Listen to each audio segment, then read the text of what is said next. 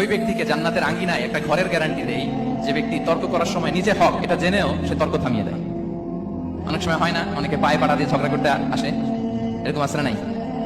আপনি চুপচাপ দেখবেন একটা বাজে কমেন্টস করতেছে, আবার কমেন্টের নিচে কমেন্ট, আবার গালি, হ্যাঁ আছে না এরকম?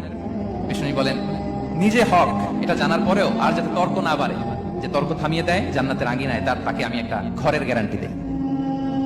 ওবিবাইতিন ফি ওয়াসাতিল জান্নাতি লিমান তারাকাল কাযিবা ওয়া ইন কানা মাযিআন। আর ওই ব্যক্তিকে আমি জান্নাতের মাঝখানে একটা ঘরের গ্যারান্টি দেই যে ব্যক্তি কৌতুক করার সময়ও মিথ্যা পরিহার করে। করতেছে কৌতুক, ফান করতেছে, আর হি ইজ কিডিং, ফান করে, কৌতুক করে, কিন্তু কৌতুকের সময় সে মিথ্যা বলে না।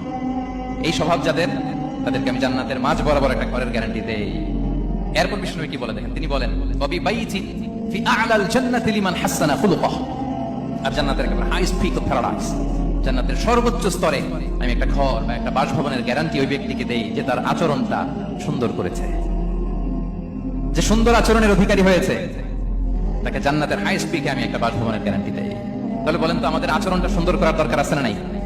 এটা খুব ছোটখাটো একটা আমল, তাই না? কথা বলেন দক্ষিণ কোরিয়া প্রবাসী ভাইরা, আওয়াজ করে বলেন এটা কি ছোট আমল?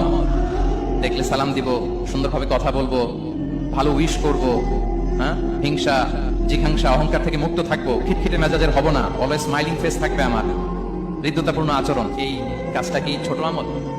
আওয়াজ করে বলেন এই আমলটা কি ছোট না বড়? প্রিয় ভাইরা, বিষ্ণু ইসলাম সবার সাথে এরকম মাধুর্যতাপূর্ণ আচরণ করতেন, ছোট থেকে বড়, নারী থেকে পুরুষ, বন্ধু থেকে শত্রু, সবার সাথে সুন্দর আচরণ করতেন। এবং তার এই চমৎকার আচরণে মুগ্ধ হয়ে তার অনেক শত্রু মুহূর্তে তার বন্ধুতে পরিণত হয়েছে।